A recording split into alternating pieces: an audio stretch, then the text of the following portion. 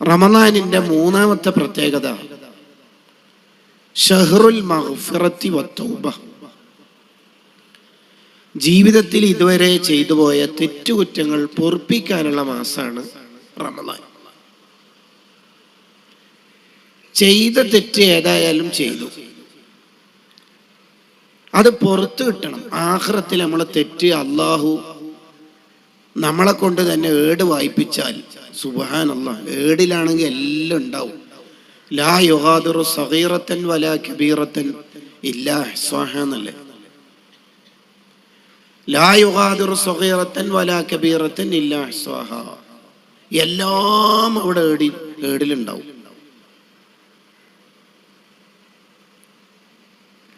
ചിരിച്ചതുണ്ടാവും, പൊട്ടിച്ചിരിച്ചതുണ്ടാവും, എല്ലാം ഉണ്ടാവും.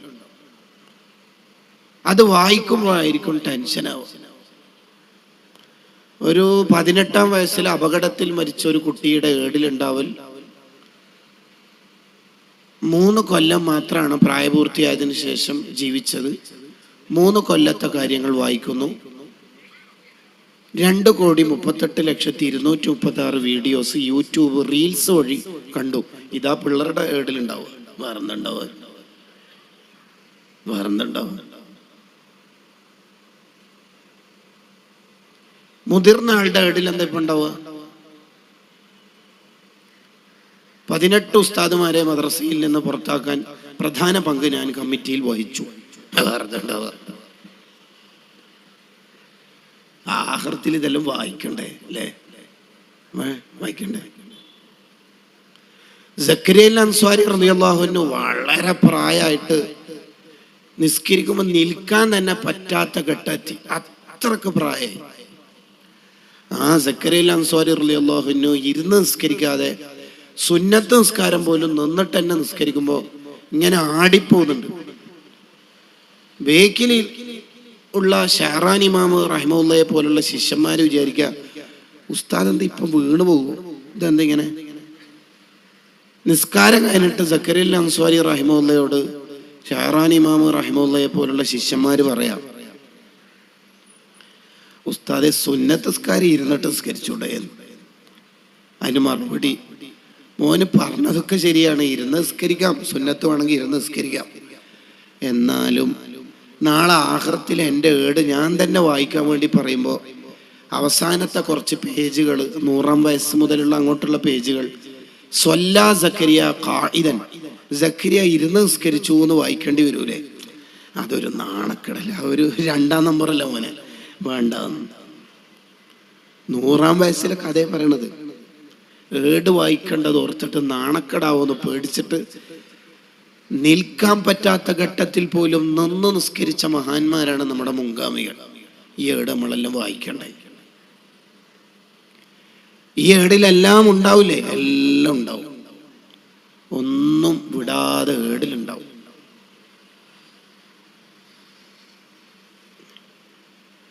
ഈ ഏടിലുള്ള മുഴുവൻ തെറ്റുകുറ്റങ്ങളും പൊറുപ്പിച്ചിട്ടായിരിക്കണം നമ്മൾ ആഖിറത്തിലേക്ക് പോകേണ്ടത് എന്നതുകൊണ്ടാണ് അള്ളാഹു റമളാൻ ഒരിക്കൽ കൂടി നമുക്ക് തന്നത്. ശരിക്കും റമളാന്റെ ലക്ഷ്യം നമ്മളെ തെറ്റ് പൊറുക്കലാണ്,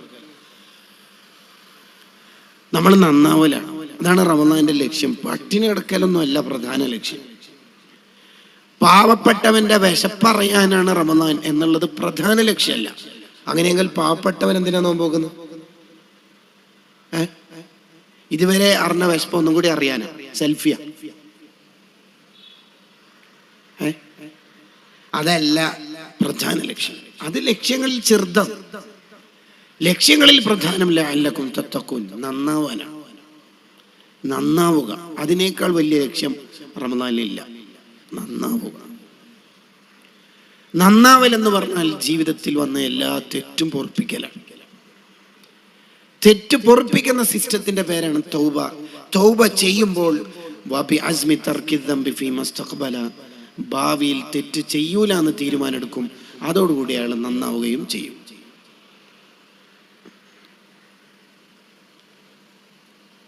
ജീവിതത്തിൽ ചില തെറ്റുകുറ്റങ്ങൾ, കുറച്ച് കടുപ്പുള്ള തെറ്റുകുറ്റങ്ങൾ ഉണ്ടാവും. അത് വരാതെ എപ്പോഴും കീപ്പ് ചെയ്യണം. ഉദാഹരണത്തിന് നമ്മളെ കൊണ്ട് വേറൊരാൾ തെറ്റ് പഠിക്കുക. ഭാര്യ പുതിയൊരു തെറ്റ് പഠിച്ചു നമ്മളെ കൊണ്ട്, എന്നാൽ പിന്നെ കുറച്ച് കഷ്ടം, നന്നാവാൻ കുറച്ച് കഷ്ടം. നമ്മളെ കൊണ്ട് വേറൊരു തെറ്റ് കൂട്ടുകാരൻ പഠിച്ചു, അങ്ങനെ ഒരു ആപ്പ് ഉണ്ട്, അതിൽ നിന്ന് വേഗം ലിങ്ക് കിട്ടും, ഇങ്ങനെ സെർച്ച് ചെയ്താലാണ് ഹറാമ് കിട്ടുക, എന്നാൽ പിന്നെ കുറച്ച് കഷ്ടപ്പാടാണ്. നമ്മെ കൊണ്ട് വേറൊരാൾ തെറ്റ് പഠിച്ചാൽ പിന്നെ കുറച്ച് കഷ്ടം. അതേപോലെ കുറച്ച് കഷ്ടപ്പാടുള്ള തെറ്റാണ് നാം ചെയ്ത തെറ്റ് വേറൊരാളെ അറിയിക്കുക, ഷെയർ ചെയ്യുക. ഞാനൊരു കിടുക്കാച്ചി ഫിലിം കണ്ടിട്ടുണ്ട്, ഞാൻ ലിങ്ക് ഷെയർ ചെയ്യാം, ഉദാഹരണം. അല്ലെങ്കിൽ ഹറാമ് സ്റ്റാറ്റസ് വെക്കുക. ഒന്നിച്ചിട്ടുള്ള പെൺകുട്ടീൻ്റെ കല്യാണത്തിൻ്റെ അന്ന് കൂടെ നിന്ന് ഫോട്ടോ എടുത്ത് ഹറാം, അത് സ്റ്റാറ്റസ് വെക്കുക. അത് ഹറാമല്ല, ധിക്കാരാണ് എന്ന് ഇബ്നു ബത്വാൽ തങ്ങൾ പറയുന്നുണ്ട്. ധിക്കാരാണ്. വഹു അബ്അദു ലിൽ മഗ്ഫിറ, അത് പുറത്തു കിട്ടാൻ ഭയങ്കര പണിയാണെന്ന് മുല്ല അലി അൽ ഖാരിയുടെ മജ്മൂഉർ റസായിൽ എന്ന കിതാബിലുണ്ട്. അത് കുറച്ച് പണിയാണ്. കല്യാണത്തിലുള്ള പേക്കൂത്തുകളൊക്കെ നടത്തുക, എന്നിട്ടത് ഫാമിലി ഗ്രൂപ്പിലിടാം. അല്ലാഹ്, അത് കുറച്ച് പ്രശ്നമാണ്. അതൊരു ധിക്കാരാണല്ലോ. ഞാൻ ഹറാമ് ചെയ്യുകയും ചെയ്യും, അത് നാട്ടുകാർ കാണുകയും ചെയ്യണം എന്നുള്ളത്, അത് കുറച്ച് പ്രശ്നമാണ്. അങ്ങനത്തെ ഒന്നും വരാതെ കീപ്പ് ചെയ്യണം. ചെയ്തു പോകും, തെറ്റൊക്കെ മനുഷ്യന്മാർ ചെയ്തു പോകും, ശരിയാണ്. അള്ളാഹ്ക്ക് അറിയില്ലേ? അറിയാം. അതിനല്ലേ അള്ളാഹു തൗബയുടെ സിസ്റ്റം വെച്ചേക്കുന്നത്. റമദാൻ പോലുള്ള മാസങ്ങൾ അള്ളാഹു വെച്ചത് തന്നെ ഷഹ്റുൽ മഗ്ഫിറത്തി വത്തൗബ, തെറ്റ് പുറത്തു തരാനാണ്, തൗബ സ്വീകരിക്കാൻ. അതിനെക്കുറിച്ച് നമുക്ക് ഇന്ന് നല്ലൊരു പഠനം നടത്താം. പൊതുവെ തെറ്റുകുറ്റങ്ങൾ 3 വിധത്തിലായിരിക്കും. തെറ്റ് എന്ന് പറഞ്ഞാൽ ഹറാമിനെ കുറിച്ചാണ് പറയണത്.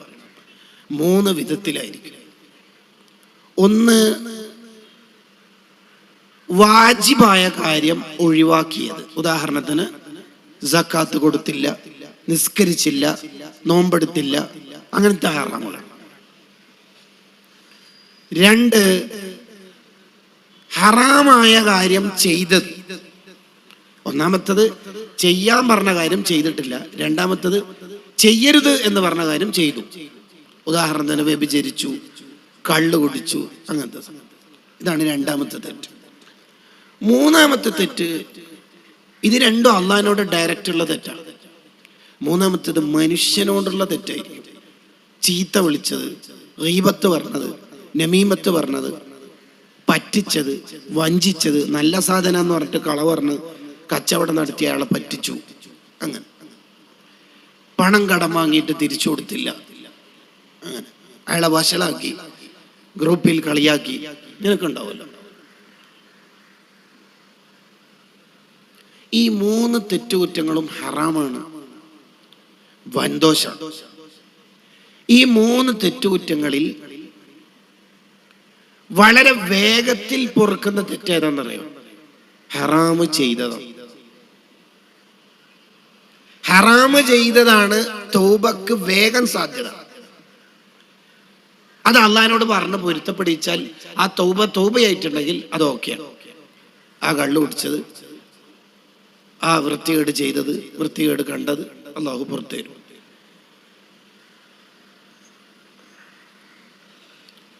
രണ്ടാമത്തെ ഡിഗ്രിയിലുള്ളത് വാജിബ് ഒഴിവാക്കിയതാണ്. അതിന് കുറച്ച് റിസ്ക് ഉണ്ട്. അതെങ്ങനെ? അത് തൗബ ചെയ്താൽ മാത്രം പോരാ, അത് ഖളാ വീട്ടും വേണം. ഖളാ വീട്ടിയാൽ മാത്രം പോരാ, തൗബ ചെയ്യുകയും വേണം. ഉദാഹരണത്തിന് ഇന്നത്തെ സുബി ഒരാൾ ഖളാക്കി. പ്രഭാഷണം കേട്ടപ്പോൾ അയാൾക്ക് തോന്നി ഭയങ്കര ഗൗരവമുള്ളതാണ് അല്ലേ ഖളാക്കല് എന്ന് കരുതിയിട്ട് അയാൾ പോയിട്ട് സുബി നിസ്കരിച്ചു. തീർന്ന? ഇല്ല, തൗബ ചെയ്യണം. ആന്തിനാ ഉസ്താദെ തൗബ? ഖളാ വിട്ടില്ലേ? സമയത്തിൽ നിസ്കരിക്കാനാണ് അള്ളാഹു പറഞ്ഞത്. മൂപ്പരിപ്പ നിസ്കരിച്ചിട്ടേ ഉള്ളൂ, സമയത്തിലായിട്ടില്ല. അതുകൊണ്ട് തന്നെ അതിന് തൗബ ചെയ്യണം. മാത്രമല്ല, അടുത്ത കൊല്ലം റമദാൻ 14 ആകുന്നവരെ അല്ലെങ്കിൽ റമദാൻ 13 ആകുന്നവരെ ഒരൊറ്റ നിസ്കാരം ഖളാ ആക്കാതെ നിസ്കരിച്ചാലേ അയാളെ സാക്ഷിക്കൊക്കെ പറ്റുള്ളൂ. അല്ലാതെ വലിയ ആളായിട്ട് എന്താ ചെയ്യരുത്, ആ വൈകുന്നേരം നടക്കുന്ന നിക്കാഹിന് പേനൊക്കെ മഷിയുണ്ടെന്ന് വിചാരിച്ചിട്ട് ഡബിള് തുണിയും വലിയ കോട്ടലുമായിട്ട് ഒപ്പിട്ടേക്കരുത് സാക്ഷി എന്ന് പറഞ്ഞിട്ട്. പുറത്ത് കാപ്പി അണ്ടിപ്പരിപ്പും കൊടുക്കുന്നുണ്ടാവും, കുറച്ച് നട്സും ഉണ്ടാവും, തിന്ന വിടുക. സാക്ഷിക്ക് പറ്റൂല. നിസ്കാരം കഥാക്കുന്ന ആള് സാക്ഷിക്ക് പറ്റൂല. കുറച്ച് കടുപ്പാണ്. മൂന്നാമത്തെ തെറ്റാണ് ഭയങ്കര പ്രശ്നം. അത് പുറത്തു കിട്ടാൻ അള്ളാഹിനോട് മാത്രം പറഞ്ഞിട്ട് കാര്യമില്ല. ആരെയാണോ നമ്മൾ ഏതെങ്കിലും നിലക്ക് പ്രയാസപ്പെടുത്തിയത് അയാളെ കണ്ട് പൊരുത്തപ്പെടിക്കണം. ഗീബത്ത് പറഞ്ഞിട്ടുണ്ടെങ്കിൽ അങ്ങനെ, നമീമത്താണെങ്കിൽ അങ്ങനെ, സാമ്പത്തികമായ പ്രശ്നം ഉണ്ടെങ്കിൽ അങ്ങനെ. ആരെ കണ്ടോ വബറാഅത്തിൻ മിൻ കുല്ലി ഹഖ്ഖിൽ ആദമി, മനുഷ്യനെ കണ്ട് പൊരുത്തപ്പെടിക്കും. ഹസ്സാൻ ഇബ്നു സുഫിയാൻ റളിയല്ലാഹു അൻഹു എന്ന മഹാന് ജീവിതത്തിൽ തണുത്ത വെള്ളം കുടിക്കൂല. ടോൺസസിന്റെ പ്രശ്നം ഉണ്ടൊന്നുമല്ല, തണുത്ത വെള്ളം പൊതുവെ നല്ല സുഖമുള്ള പരിപാടിയാണ് അല്ലേ? തണുത്ത വെള്ളം ആപേക്ഷികമായി കുറച്ച് സുഖമുള്ള കാര്യമാണല്ലോ ചുടുവെള്ളത്തേക്കാൾ. നോർമൽ ടെമ്പറേച്ചറിലെ വെള്ളത്തേക്കാൾ നോമ്പൊക്കെ മുറിക്കണ സമയത്ത് തണുത്ത വെള്ളം കിട്ടൽ ഒരാശ്വാസമാണ്. വെയില് നന്നായിട്ടുണ്ടെങ്കിൽ അവിടെ തണുത്ത വെള്ളം കിട്ടുമ്പോൾ ഒരു റാഹത്തല്ലേ. മഹാനവറുകൾ തണുത്ത വെള്ളം കുടിക്കൂല. രാത്രി എപ്പോഴും നിസ്കാരം, പകലെന്നും നോമ്പ. അവര് വഫാത്തായപ്പോൾ ഒരാൾ സ്വപ്നത്തിൽ കണ്ടു. ചോദിച്ചു, എന്താ അവസ്ഥ? സ്വർഗം തരാതെ പിടിച്ചു വെച്ചിട്ടുള്ളത് എന്തേന്ന് വെച്ച്, ബി ഇബറത്തിൻ ഇസ്താറത്തുഹ വലം അറുദ്ദഹ, ഞാനൊരു സൂചി ഒരാളോട് കടം വാങ്ങിയിട്ട് തിരിച്ചു കൊടുക്കാൻ വിട്ടുപോയിന്. കടം പ്രശ്നം അല്ലാത്തൊരു കാലാണ് ഇപ്പം ബന്ധം തെറ്റണമെങ്കിൽ ഏറ്റവും നല്ല വഴി ചീത്ത വിളിക്കുന്നതിനേക്കാൾ കടം കൊടുത്താൽ മതി, വേഗം ബന്ധം തെറ്റിക്കിട്ടും. കടം വാങ്ങുന്ന ആള് ഭയങ്കര സാഹിത്യത്തിലും അതിസമ്പുഷ്ടമായ രീതിയിലും കടം വാങ്ങല്. ഒരു 10,000 രൂപ കടം തരാമെന്നൊന്നും ഇപ്പോഴത്തെ പിള്ളേർ ചോദിക്കൂല. ഒരു 10 എടുക്കാനുണ്ടാവോ, 10 എടുക്കാനുണ്ടാകും. അവധി പറയുന്ന രീതിയെല്ലാം കണ്ട നല്ല രസത്തിൽ അവര് പറയല്, 2 ദിവസം കൊണ്ട് മതിയില്ലേ. യാ റബ്ബേ, അയാളെ വർത്താനം കേട്ട അയാൾ ഇങ്ങോട്ട് കടം തരുന്ന പോലെ ഉണ്ടാവും. പിന്നെ നോക്കിക്കോ, മൂപ്പരെ ഫോണ് സ്വിച്ച് ഓഫ് ആയിരിക്കും.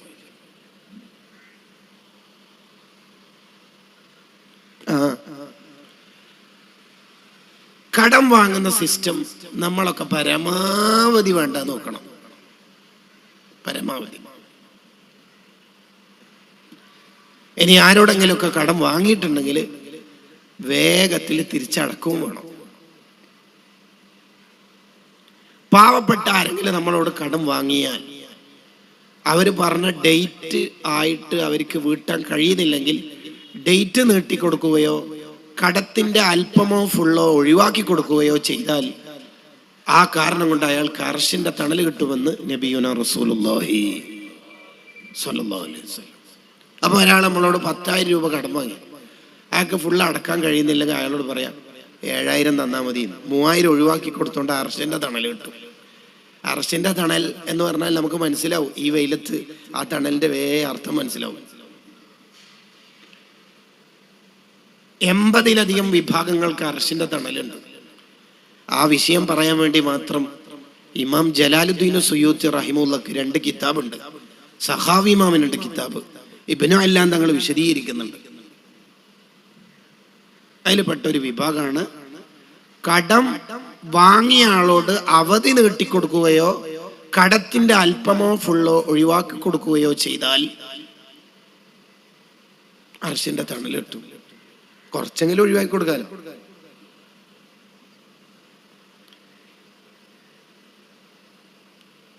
സാമ്പത്തികമായി വേറൊരാളുമായി ബന്ധം ഉണ്ടായിരിക്കെ, ക്രയവിക്രയത്തിൽ ക്രമക്കേടുണ്ടായിരിക്കെ മരിച്ചാല് നമ്മുടെ ഒരൊറ്റ അമലും അള്ളാഹു സ്വീകരിക്കൂല.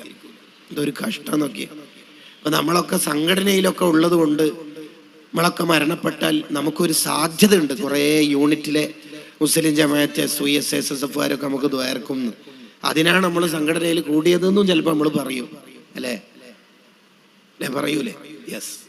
എന്നാൽ നമ്മൾ കടക്കാരനായിരിക്കുകയാണ് മരണപ്പെട്ടെങ്കിൽ നമ്മുടെ അമൽ തന്നെ നമ്മൾ സ്വീകരിക്കൂല. എന്നിട്ടല്ലേ ബാക്കിയുള്ള ആള് 1000 തഹ്ലീലെല്ലിയതും 10,000 ദിക്റിലെല്ലാം സ്വീകരിക്കാൻ. നമ്മുടെ അമൽ തന്നെ അള്ളാഹു അവിടെ പെൻഡിങ്ങിൽ വെക്കും. പിന്നെ ഒരാൾ മരണപ്പെട്ട പള്ളിയിൽ നിന്ന് ഖത്തീബ് ഉസ്താദിന്റെ ഒരു ഭർത്താനുണ്ട്, മൂത്ത മോൻ മൊയ്ത് ഹാജി മരണപ്പെട്ടു, എല്ലാവരും ദ്വാരക്കണം.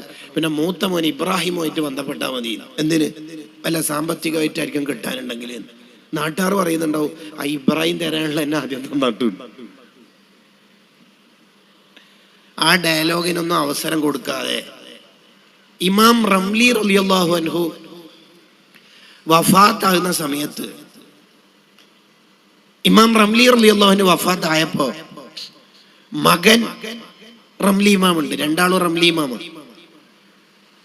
നിഹായ എന്ന കിതാബ് എഴുതിയത് മോനും ഫത്താവ റംലി എന്ന ഗ്രന്ഥം ഉപ്പാൻ്റെതുമാണ്. പിന്നീട് ജമ്മ ചെയ്തതാണ്, ഉപ്പേൻ്റെതാണ് ആ ഫത്വ. ആ ഉപ്പ വഫാത്തായപ്പോ മകൻ വിളിച്ചു പറയാണ്, എല്ലാവരും ജനാസ നിസ്കാരത്തിന് വരണം. കത് മാത്ത അബി, എൻ്റെ ഉപ്പ മരണപ്പെട്ടിട്ടുണ്ട്, വഫാത്തായിട്ടുണ്ട്.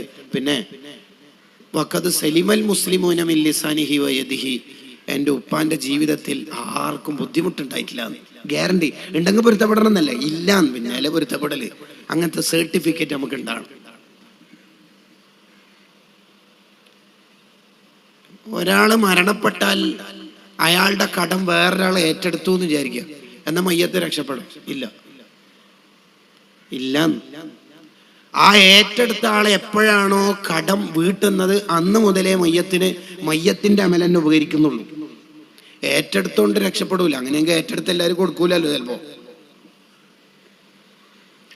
ജീവിച്ചിരിക്കുന്ന ആളുടെ കടം ഏറ്റെടുക്കുന്ന പോലെയല്ല മരിച്ച ആളുടെ കടം ഏറ്റെടുക്കുന്നത്.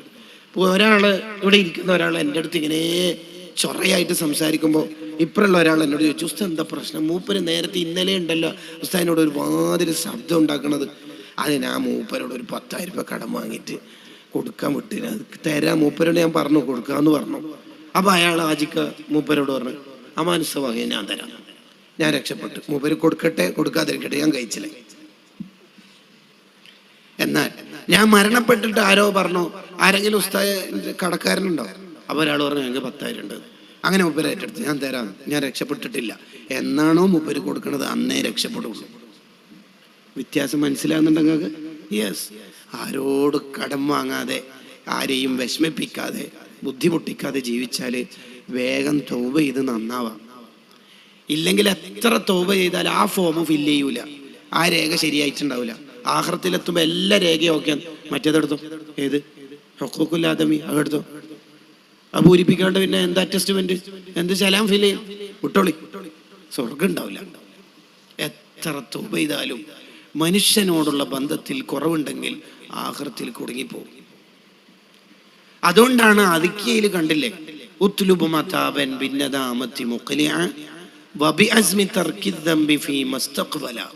ഭാവിയിൽ തെറ്റ് ചെയ്യൂല എന്ന് തീരുമാനിക്കുകയും നിലവിൽ ചെയ്ത തെറ്റുകളൊക്കെ ആ തെറ്റുകൾ ഓർത്തിട്ട് ഭയങ്കര ഖേദം ഉണ്ടാവുകയും ചെയ്താൽ തൗബ ഉണ്ട് എന്ന് പറയുന്ന ഉടനെ പിന്നെ പറയാ. പിന്നെ വേറൊരു കാര്യം ശരിക്കും ശ്രദ്ധിക്കണം, മനുഷ്യനോടുള്ള കടപ്പാടൊക്കെ പൊരുത്തപ്പെടിച്ചിട്ട് വരണം എന്ന്. കണ്ടോ, ഒരാളെ അള്ളാഹു വലിയ സ്ഥാനത്തേക്ക് എത്തിക്കണം എന്ന് ഉദ്ദേശിച്ചാൽ അള്ളാഹു ചെയ്യലെന്താണെന്നറിയോ? നോക്കണേ, ഒരാളെ ഉന്നത ദർജയിലേക്ക് എത്തിക്കണം എന്ന് അള്ളാഹു ഉദ്ദേശിച്ചാൽ അള്ളാഹ് ചെയ്യുക, അയാളുടെ ശത്രുക്കൾക്ക് അയാളെ കുറിച്ച് പറയാനുള്ള ചാൻസ് ഉണ്ടാക്കി കൊടുക്കും. അപ്പൊ എല്ലാ ശത്രുക്കളും അയാളെ കുറിച്ച് പറയും. പറഞ്ഞ ആളുടെ ഈ ഭാഗത്തൊക്കെ ഇയാൾക്ക് കിട്ടും. ഉദാഹരണം ഇപ്പൊ എന്താ പറയാ, നിങ്ങൾക്ക് പറ്റിയൊരു ഉദാഹരണം പറയണ്ടേ? റമദാനോടുകൂടി നരകമോചനം ഉള്ളതോടൊപ്പം പിരിച്ചുവിടലും കൂടി ഉള്ളത്, അങ്ങനത്തെ ഒരു ഉദാഹരണം പറയാം. പിരിച്ചുവിടൽ. ഇന്നലെ ഒരു ഉസ്താദ് എൻ്റെ അടുത്ത് വളരെ വിഷമം പറഞ്ഞുപോയി. തിരിച്ച് ജോലി ഏൽക്കാൻ വേണ്ടി പള്ളിയിലെത്തിയപ്പോൾ കമ്മിറ്റിക്കാര് പറഞ്ഞോലു, നാട്ടിലെത്തിയതിന് ശേഷം ഇനി വരേണ്ടതില്ല. ഹൃദയം പൊട്ടൂല. എന്നാലും ഉണ്ടല്ലോ ഒരു നോട്ടീസെല്ലാം കൊടുക്കുന്നതിനുണ്ടല്ലോ ഒരു മാന്യതയും അവധിയും ദിവസമൊക്കെ. മൂപ്പർക്ക് വേറെ ജോലി നോക്കാൻ പോലും പറ്റാത്ത ഘട്ടത്തിലാണോ പറയല്? ഒരു മനുഷ്യപ്പറ്റു വേണ്ടേ നമുക്ക്? ആഖിറത്തിൽ പോണ്ടേ അള്ളാന്റെ മുമ്പിലേക്ക്? അള്ളാനെ പേടി വേണ്ടേ നമുക്കൊക്കെ, അല്ലേ? ശരിക്കും കമ്മിറ്റിക്കാരെ അടക്കം കൺട്രോൾ ചെയ്യാനാണ് ഖത്തീബ് ഉസ്താദ്. ഇത് ശമ്പളം കൊടുക്കുന്നതുകൊണ്ട് കമ്മിറ്റി തിരിച്ച് കൺട്രോൾ ചെയ്താൽ, ആലിമിനെ ജാഹില് കൺട്രോൾ ചെയ്താൽ എങ്ങനെ ദീന് നടക്കുക? എങ്ങനെ നടക്കുക? ഒരാളെ ഉന്നത സ്ഥാനത്തേക്ക് എത്തിക്കാൻ അള്ളാഹു ഉദ്ദേശിച്ചാൽ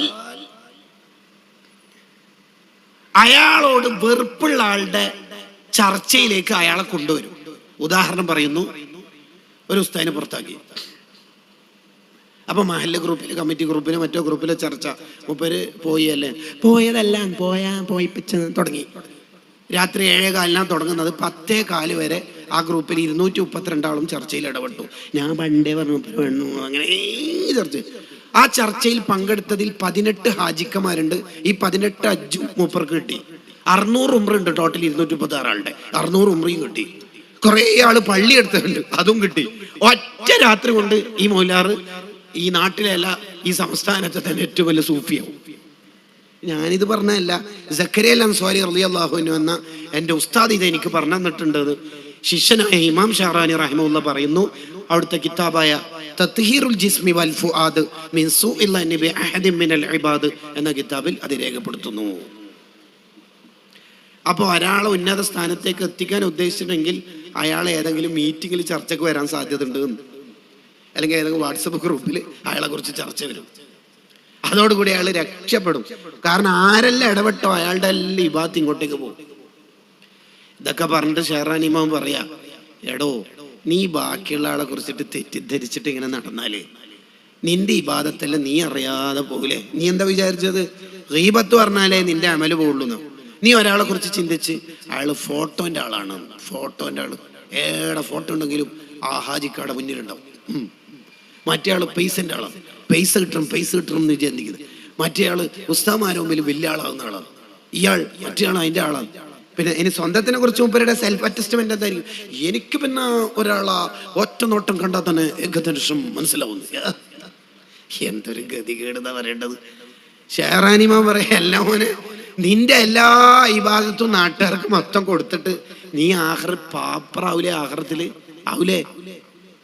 ശരിക്ക് ബാക്കിയുള്ള ആളെ കാണുന്ന സമയത്ത് നമുക്ക് മോശം ചിന്ത വരുന്നത് എന്തുകൊണ്ടാണെന്ന് ആ കിതാബിൽ എന്നെ ചർച്ച ചെയ്യുന്നുണ്ട്. ആ കിതാബിന്റെ മറ്റൊരു പേര് അൽ മൻഹജുൽ മുത്തഹർ. ആ കിതാബ് പറ്റുന്നവരൊക്കെ മുത്താലയാണ്. അടിപൊളി കിതാബ്. അതിൽ മഹാനവറുകൾ പറയുന്നുണ്ട്, ഹലാലല്ലാത്ത ഫുഡ് വയറ്റിലെത്തുന്നതുകൊണ്ടാണ് ബാക്കിയുള്ള ആളെ കുറിച്ച് മിസ്അണ്ടർസ്റ്റാൻഡിങ് വരുന്നത്. കണ്ടെടുത്ത് നിന്നൊക്കെ ഫുഡ് കഴിക്കാൻ പറ്റൂല. ഹലാലാണോ എന്ന് ഉറപ്പിക്കണം. ഹലാലാണോ എന്ന് ഉറപ്പിക്കണം. അപ്പൊ നമ്മൾ പറഞ്ഞ വിഷയത്തിലേക്ക് തന്നെ തിരിച്ചു പോകുന്നു. തെറ്റുകുറ്റങ്ങളിൽ പൊറുപ്പിക്കാൻ ഏറ്റവും കഷ്ടപ്പാടുള്ളത് മനുഷ്യനോടുള്ള തെറ്റാണ്. ഉമ്മമാര് ശ്രദ്ധിക്കണം. ഗീബത്ത് പറയരുത്, നമീമത്ത് പറയരുത്, അതൊന്നും നമ്മളിൽ ഉണ്ടാവരുത്.